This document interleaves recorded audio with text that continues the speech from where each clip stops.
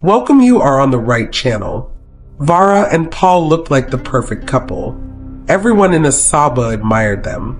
People would point at their house and say, "That's the kind of marriage I want." Their mansion stood tall at the edge of town. It had big gates, golden railings, shiny marble floors, and a wide compound filled with expensive cars. Paul was a big businessman. He owned clothing shops and was starting to work in oil. Vara was a smart decorator.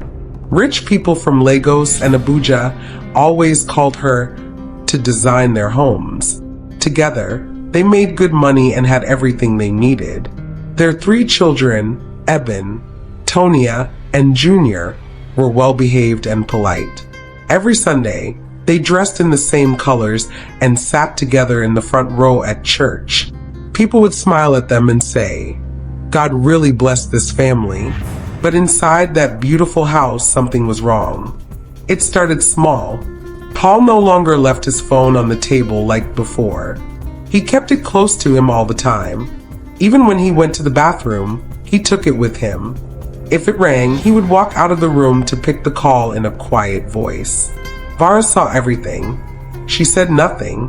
She just watched. Then one day, she started doing the same. Her own phone, once open and unlocked, was now always on silent. She locked it with a password.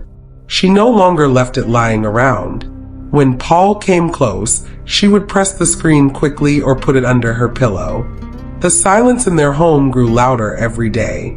They still greeted each other. They still shared the same bed. But the love that used to be so strong was now cold. The laughter was gone. The long conversations disappeared. They were now just 2 people living together, hiding things from each other. The children noticed too. "Mummy, why don't you laugh with Daddy anymore?" little Junior asked one night. Vara smiled weakly and said, "I'm just tired, my love. Go and sleep." But it was not tiredness. It was pain, confusion, fear. Paul began to suspect that Vara was cheating on him. One evening, as he walked past her room, he heard her whispering on the phone. No, don't talk too loud. He's in the house. Just pray for me. I'm tired of pretending." Paul froze. His heart beat fast. Who was she talking to? Who was praying for her? Tired of pretending? Pretending what? He didn't enter the room. He just walked away quietly. That night, he downloaded a voice recorder on his phone. From that day, he began recording her. Sometimes, he left his phone under the bed. Other times, he placed it in her car. He wanted to catch her saying something. Anything that would prove she was unfaithful. But he found nothing clear. Only more whispers, more secret calls, more lies. Vara wasn't stupid either. She had her suspicions too. One night, she saw a strange message pop up on Paul's phone when he was asleep. "Good night, my king. Same time tomorrow." She quietly took a screenshot and saved it to her email. She didn't ask him about it. She didn't shout. She just waited, watching. Their home became a place of secrets and silence. Meals were quiet. Laughter disappeared. Paul would come home late without explanation. Vara stopped telling him where she was going. They no longer prayed together. They stopped planning things as a couple. But outside, they still looked perfect. They wore matching outfits to weddings. They posted happy pictures on Facebook. They smiled for the cameras, but inside their hearts, war was building. And the children were in the middle. Paul started using Eben, the oldest child, to ask questions. "Did Mummy talk to anyone on the phone today?" he would ask casually. Eben, confused and scared, would nod or say, "I think she called Auntie Beezy." Then Paul would go quiet, storing the information like a soldier preparing for battle. One day, Eben came to his mother, tears in his eyes. "Mummy, Daddy told me not to tell you what he asked. But I'm scared. Why are you both fighting like this?" Vara hugged her son tightly. She felt broken inside. What was happening to her family? She wanted to scream. She wanted to ask Paul what changed. But pride stopped her. Fear stopped her. And worst of all, she didn't even know if he would tell the truth. That night, Paul sat alone in the dark living room. He listened to one of the voice recordings he had secretly made of Vara. It was just her praying, but her voice cracked as she said, "God, help me. I don't know if my marriage is already over." Paul paused the recording. His heart was heavy. A strange voice inside him whispered, "She's not your enemy. You are both hurting, but you're making it worse." He ignored the voice. The next day, he sent one of the recordings to his sister, then to his cousin, then to his mother. It was a small recording of Vara talking to her friend Beezy, saying, "Sometimes I wish I didn't marry this man." That was all they needed to hear. The poison had started to spread. Suddenly, calls from his family became more frequent. "That woman doesn't love you. She's using you. You better protect yourself before she ruins you." Paul believed them. Vara had no idea the war was growing outside the walls of their home. And so, while they both remained under one roof, a storm was already knocking. But what neither of them knew was that the real danger was coming from people they trusted. The house was no longer a home. Vara and Paul still lived under the same roof, but their hearts were far apart. They didn't trust each other anymore. Even when they sat on the same couch, the silence between them was loud. Every small thing became a problem. If Paul came home late, Vara didn't ask questions. She just looked at him and walked away. If Vara got a phone call and walked outside to talk, Paul would follow quietly and listen behind the window. Both of them were now hiding more than just messages. They were hiding their pain, their anger, and their fear. One afternoon, Paul's sister, Rose, called him again. "Brother, I listened to that voice message. That woman doesn't respect you at all. She told her friend she regrets marrying you. You better be careful." Paul rubbed his forehead. He felt tired but didn't want to admit it. She was just upset. "Maybe she didn't mean it," he replied softly. But Rose added fuel to the fire. "She meant it. I know women like her. She's just waiting to take your money and run. Start preparing yourself. Don't let her destroy you." Paul said nothing. He ended the call and sat quietly in the living room. Later that night, he stared at Vara as she helped Junior with homework. She was smiling, patient, and kind. She still looked beautiful, still looked like the woman he married years ago. But doubt filled his heart. Was it all fake?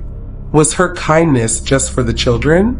Was she waiting for the right time to leave him?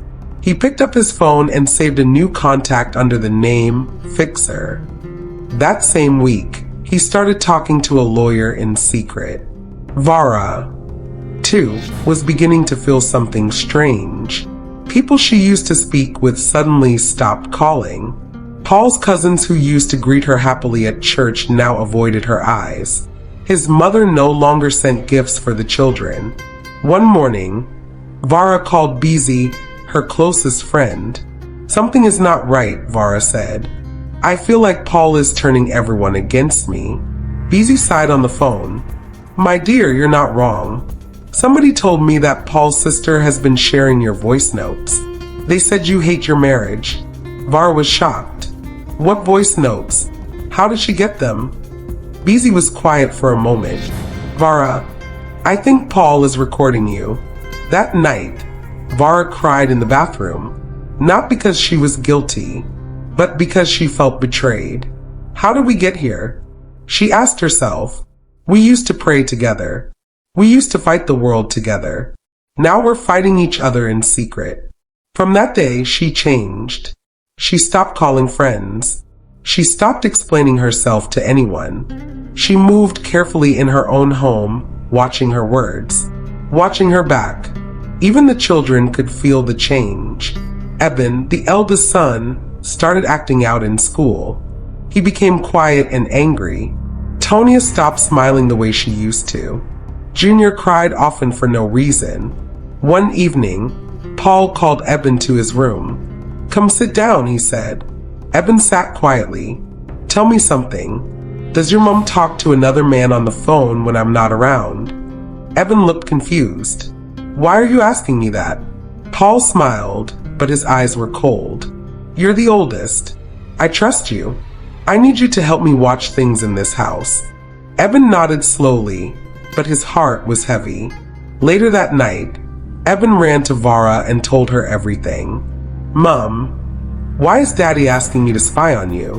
Why is this happening to us? Vara pulled her son close and cried quietly. I don't know, my son. I really don't know anymore. One weekend, Paul's mother came to visit. She used to love Vara, but this time her words were sharp. You think beauty is everything? A woman who cannot control her tongue will scatter her home. I warned my son not to marry you, but he didn't listen. Vara stood quietly, shocked. Paul sat nearby and said nothing. That was the day Vara knew her husband had truly turned against her. But Paul was also starting to feel the pressure. The people he trusted, his friends and family, kept adding fire to the problems in his home. They told him to record more, to collect evidence, to prepare for divorce, but none of them gave him peace. At work, things began to fall apart. One business partner pulled out of a deal. Another refused to pay him on time. His money started drying up slowly, and then the worst happened. One rainy night, Paul slipped on the stairs while arguing with Vara. He hit his back badly and was rushed to the hospital. The doctor came out and said the words that changed everything. He won't walk for some time. Maybe never again. Silence filled the hospital room. Vara stood there, frozen. Paul looked up at her with pain in his eyes. In that moment, they both saw the truth. They had allowed bitterness to destroy what they built. But it was too late. The same friends and family who once told Paul, "We're with you," stopped visiting. Calls stopped coming in. No one offered help. Paul, once strong and proud, was now in a wheelchair and very alone. And Vara? She stayed. Not because she had to, but because somewhere deep in her heart she still cared. But the damage had been done. Paul sat in the wheelchair beside the window, watching the rain fall. His legs were still, his back stiff. It had been 2 months since the fall. 2 months since the doctor said he might never walk again. And in those 2 months, everything changed. Vara was still in the house. She cooked, cleaned, bathed him when he couldn't do it himself. She was quiet, but she never complained. Paul watched her every day and wondered, why is she still here? After everything I did? But he didn't ask. Pride kept his mouth shut. What hurt him most wasn't the wheelchair. It was the silence from the people he once trusted. His brothers no longer called. His best friend, Keen, who used to come every weekend, now avoided him. Even his mother, who once pushed him to fight Vara, had not visited in 3 weeks. The same people who shouted, "Leave her. You deserve better," had left him alone when he needed them most. One afternoon, he finally asked Vara, "Did you tell them to stay away?" Vara looked up from the soup she was cooking. "Why would I do that?" "Because they're not coming anymore. Nobody is coming." Vara sighed. Maybe they finished what they came to do. Paul was silent. He didn't know how to answer that. Later that evening, his phone rang. It was his younger brother, Nelson. "Paul," Nelson said quickly, "we need to sell the land at Ugbor." "What? Why?" "We need money to fix some things. Times are hard." "But that land is mine," Paul said, confused. Nelson laughed. You gave me your signed documents last year. Remember?" Paul's heart skipped. He remembered signing something, but not for that land. He hung up and looked at Vara. "I think my brother tricked me," he said quietly. Vara didn't say anything. She just helped him back into bed. But that night, Paul couldn't sleep. He stayed up, thinking of all the things his family had told him. "We're here for you. She's the problem. Get rid of her." Now they were gone, and the only one beside him was the woman he almost destroyed. The next day, Vara's friend Beezy visited with food, and some clothes for the children. Paul watched from the window as Vara and Beezy talked in the garden. "She's still standing by me," Paul whispered to himself. Why? He remembered how he used his own children to spy on her, how he recorded her voice and shared it with people to destroy her image, how he let his family insult her in her own home. Tonia, their daughter, walked in and sat near him. "Daddy," she said, looking at him, "why don't you talk to Mummy like before?" Paul sighed. "Things got difficult." "Did you fall because you were angry with Mummy?" Paul blinked. "Why would you say that?" Tonia looked down. "Because that night you shouted at her. Then you slipped." Paul stared at his daughter. The memory of that night came back sharply. He had screamed at Vara, blaming her for everything. She had turned to walk away, and he rushed after her, but his foot missed the step and he fell. He wanted to say something, to explain, but what could he say? "I'm sorry," he whispered. Tony got up and hugged him. "Just talk to her, Daddy. We miss our family." Days passed. The house was quieter than ever. Paul no longer got calls, no visitors, not even text messages. One morning, while Var was sweeping the living room, Paul spoke. "I think they used me," he said. Vara paused. "Who?" "My family. My friends. They said they were helping me, but they were using me to get what they wanted." Vara didn't answer immediately. Then she said, "It took you long to see it." Paul nodded. "Too long. I told you," Vara continued. "I told you that building a home is not about outsiders. It's about the two people inside. But you opened the door and let everyone walk in with knives." Paul felt the truth of her words deep in his chest. "I don't expect you to forgive me," he said. "I just want to say I'm sorry. For everything. Even for the things you don't know I did." Vara dropped the broom. She sat beside him on the chair. "I know a lot," she said softly. "I knew when you asked Evan to watch me. I knew about the voice recordings. I knew your sister was the one spreading lies. Then why did you stay?" Paul asked, voice shaking. "Because we made a promise. In good times and in bad. And because I didn't want our children to grow up in hate. I wanted them to at least see what forgiveness looks like." Paul looked down. Tears gathered in his eyes. Vara touched his hand gently. "But you need to decide now. Are we still building this home together? Or are we both just waiting for it to fall apart?" That night, Paul took his phone and deleted all the messages and recordings he had saved. He deleted the voice notes he had shared with his family. Then he sent a simple message to his siblings. "Thank you for your support. But this is my family. Please respect our space moving forward." No one replied, but Paul felt peace for the first time in a long while. The next morning, Vara found him trying to will himself to the bathroom. "Wait," she said, rushing to help him. He smiled. "I want to start trying. The doctor said with time, I might walk again." Vara smiled back. "One step at a time." Paul looked around the house, the quiet, the children playing outside, the woman who stayed even after the storm, and whispered to himself, "Maybe we still have a chance." The roof started leaking. It was a small leak at first, just a slow drip in the hallway whenever it rained. But after 2 heavy storms, it became worse.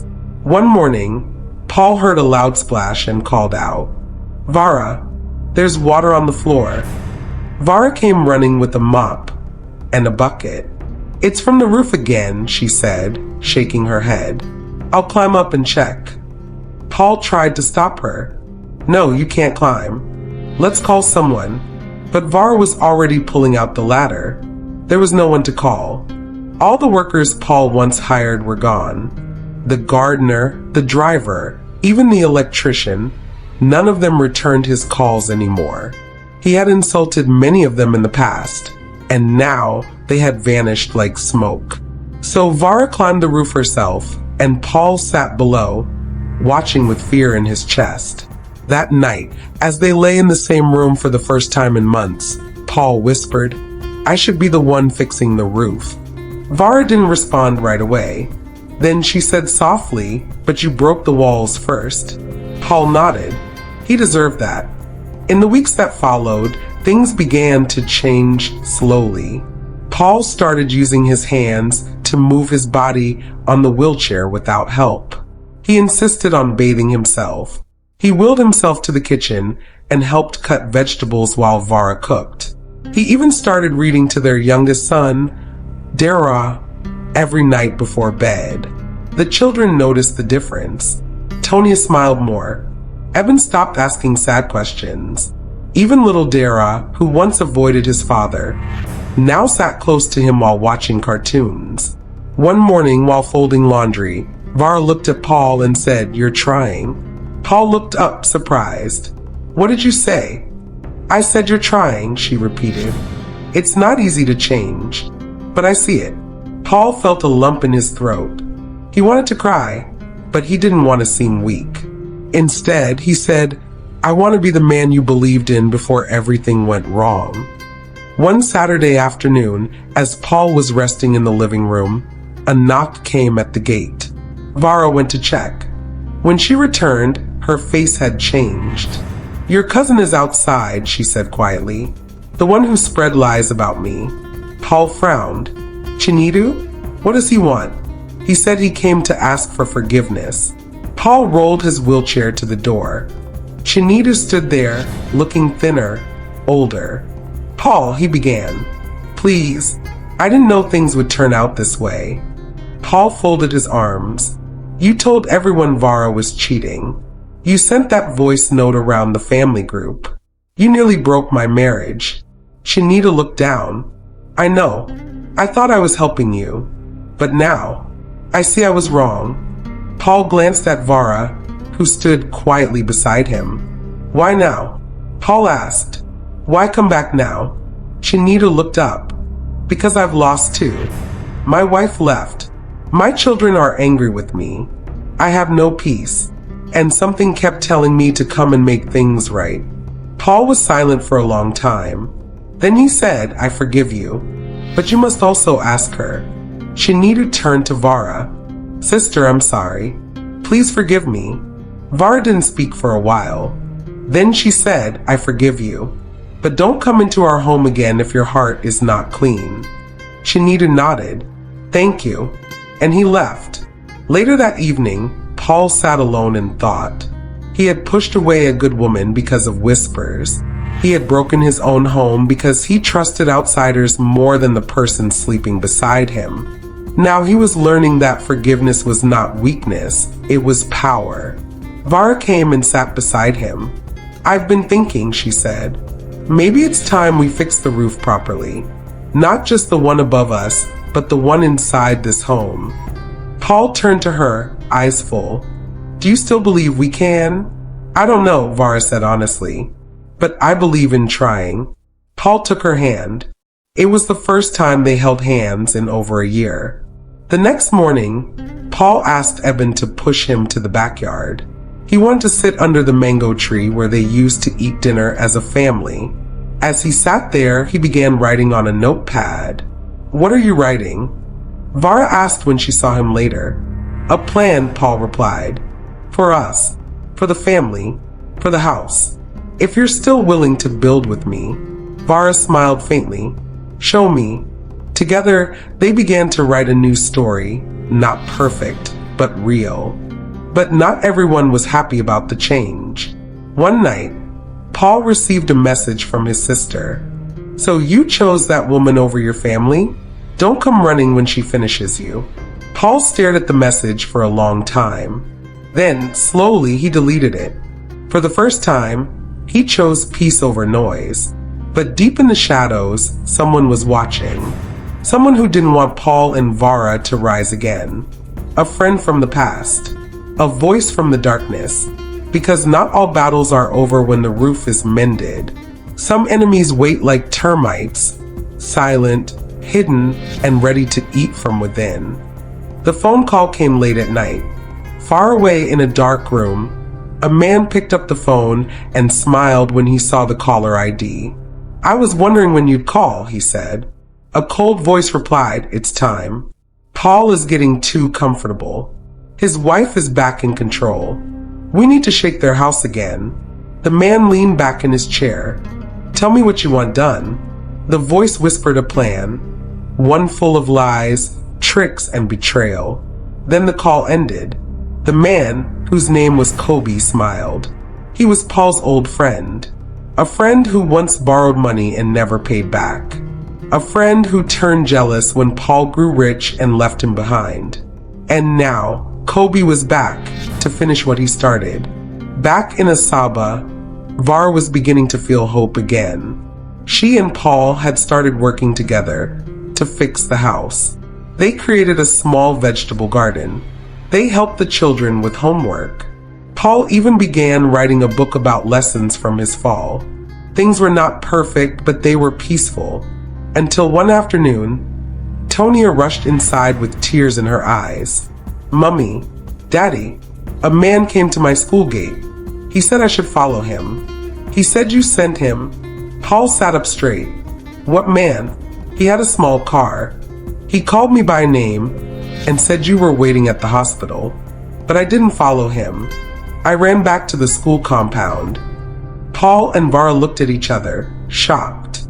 Did you tell anyone at school? Vara asked. Yes. The headmistress said they will report it. Paul's hand shook. Someone is trying to take our child. Vara's heart beat fast. This is not normal. Someone is planning something. They tightened security. The children were no longer allowed to walk alone. Paul contacted a security man who used to work for him.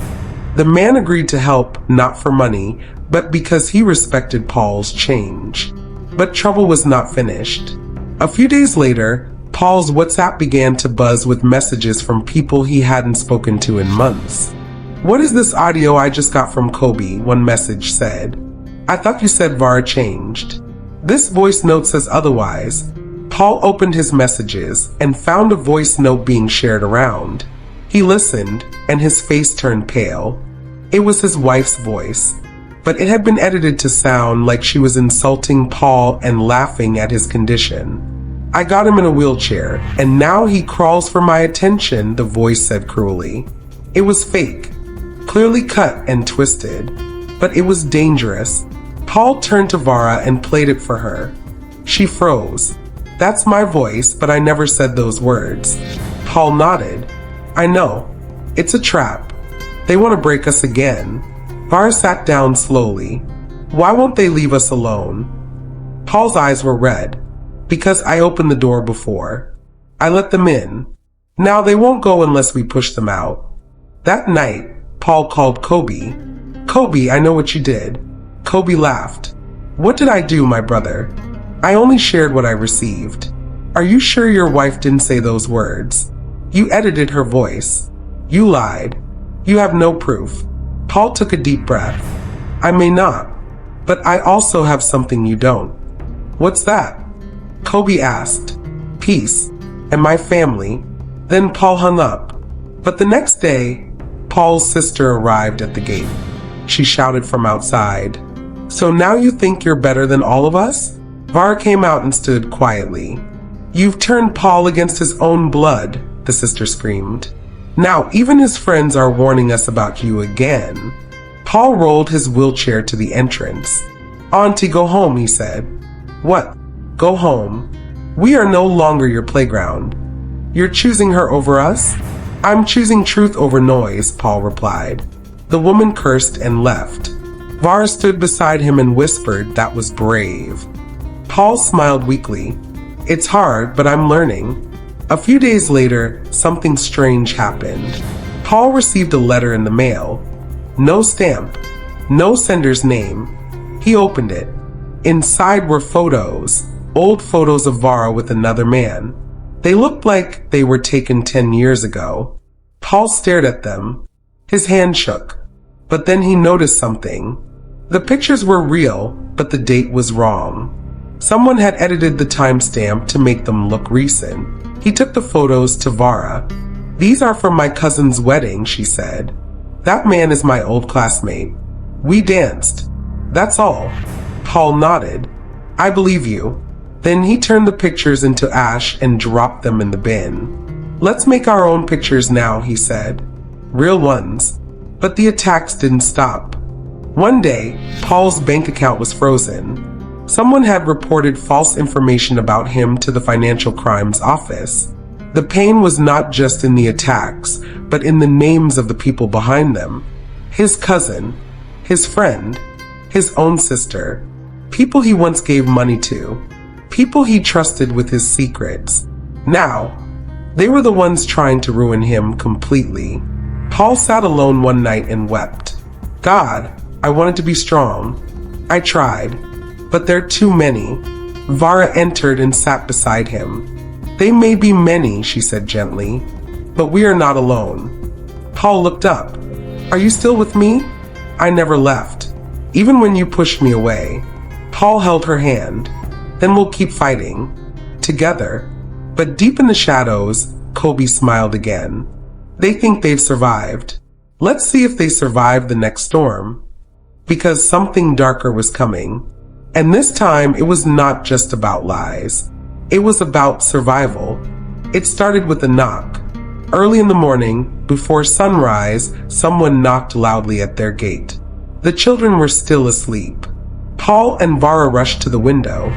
3 men in suits were outside, standing with 2 police officers. Paul's heart dropped. "What now?" Vara held his hand. "Let's go and see." The guards opened the gate. One of the officers stepped forward. "Good morning. Are you Mr. Paul?" "Yes," he replied calmly.